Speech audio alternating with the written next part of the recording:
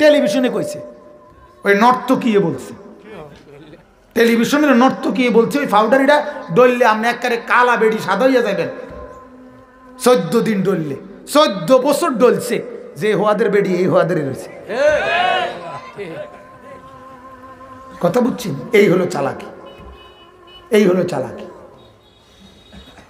যুবক চুলের ডিজাইন বদলাইতে বদলাইতে 50 আইটেমের বদলাইছে, তো তারে সুন্দরই লাগে না।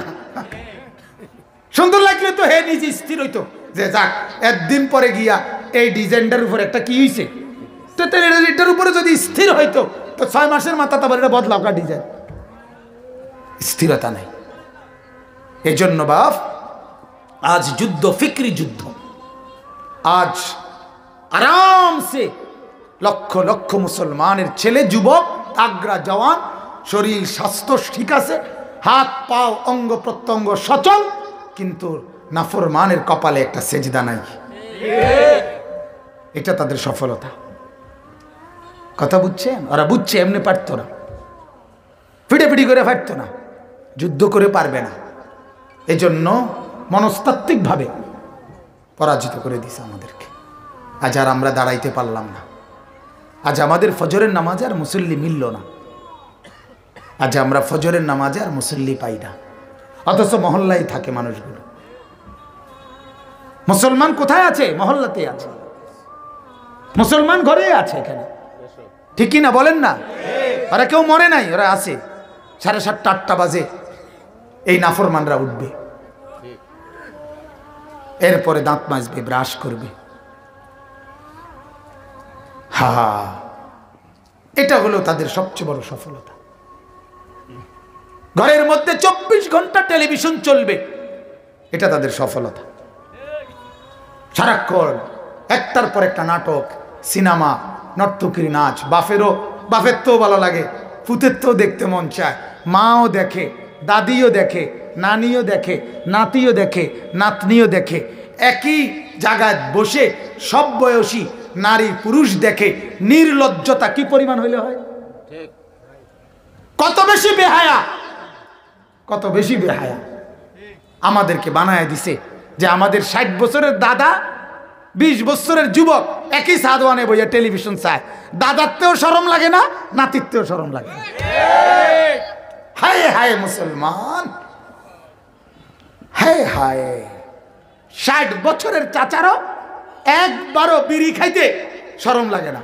মানুষের সামনে আপনার বিবেকের মধ্যে একটু বারো আসে না যে আপনি তো একজন মুরব্বী, আপনারা তো অনেকে দেখে যে আমি কেমনে বিড়ি খাই, আমি যদি বিড়ি খাইয়া এই দুর্গন্ধ হয় তাহলে আমার কাছ থেকে আমার সমাজ, আমার পরিবার, আমার মহল্লার ছেলেরা, আমার এলাকাবাসী শিখবে কি, জানবে কি, বুঝবে কি?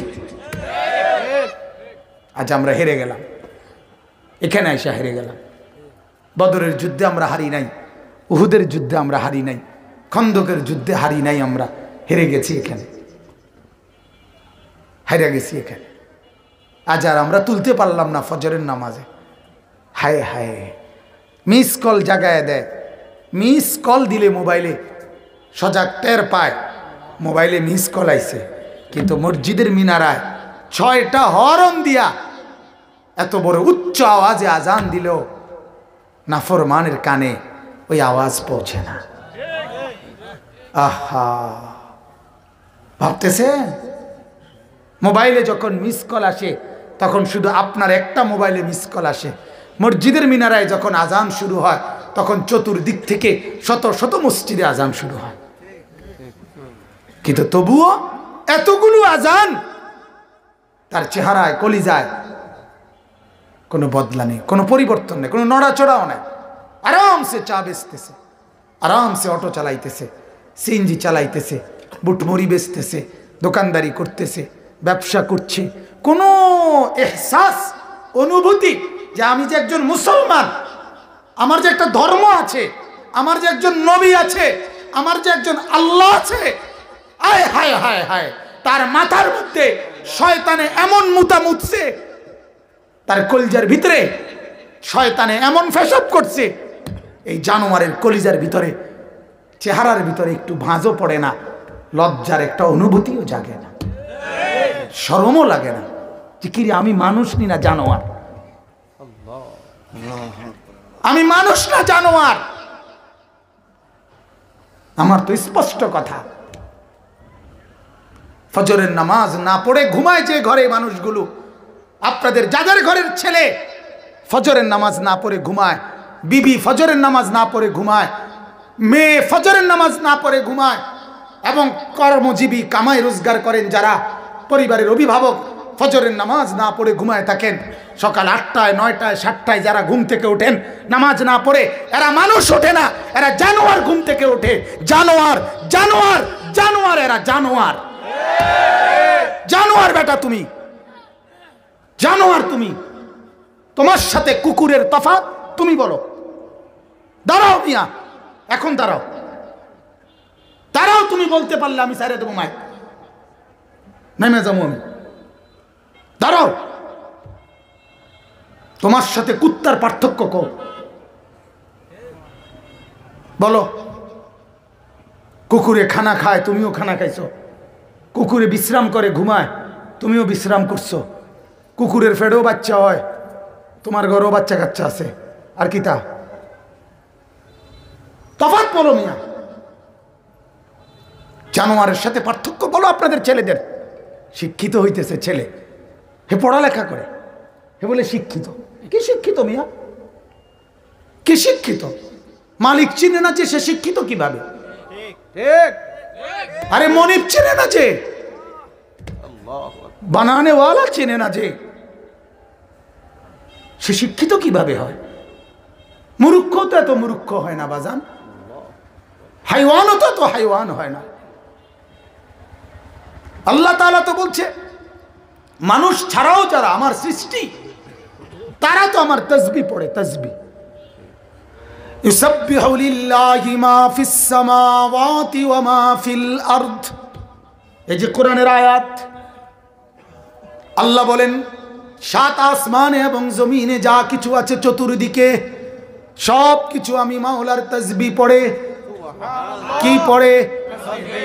আল্লাহ কোরআনে বলেন ইয়া জিবালু আওবিবি মাহু। আল্লাহ পাহাড়কে বলছেন, ও পাহাড় আমার নবী দাউদ আমি মাওলার জিকির করে, তুমিও তার সাথে জিকির করো। পাহাড় পাহাড় পাহাড় মাওলার জিকির করে।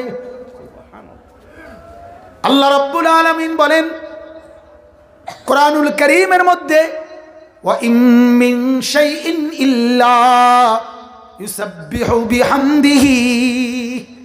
এমন কোন জিনিস নাই যা আমি মাওলার তাসবিহ পড়ে না, সব আমার প্রশংসার তাসবিহ পড়ে।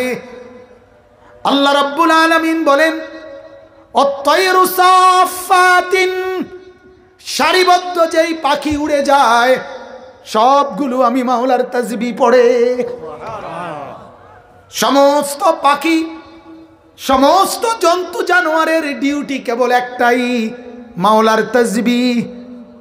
কি বলেন? আল্লাহর তাসবিহ। আর মাওলা পাক ফেরেশতাকে বলে বলে রিজিক পৌঁছায় দেয়। আল্লাহ বলেন আমার সৃষ্টি জগৎ সব আমার তাসবিহ পড়ো, আমি মাওলা রিজিক যথাসময়ে পৌঁছিয়ে দেব। এজন্য আমার শায়েখ আল্লামা মুফতি মুশতাকুর নবী সাহেব হযরত বলেন পাখি বিরেক বলে সুবহানাল্লাহ সুবহানাল্লাহ। পাখি কিচিরমিচির করে না, পাখি মূলত তাসবিহ পড়ে। কি করে? কি পড়ে? সুবহানাল্লাহ। বলেন সুবহানাল্লাহ সুবহানাল্লাহ সুবহানাল্লাহ। আর আল্লাহ রাব্বুল আলামিন বলে ফেরেশতারা শুনতেছো না? পাখি পড়ছে সুবহানাল্লাহ, আমি মাওলা আদেশ করলাম রিজিক পৌঁছা।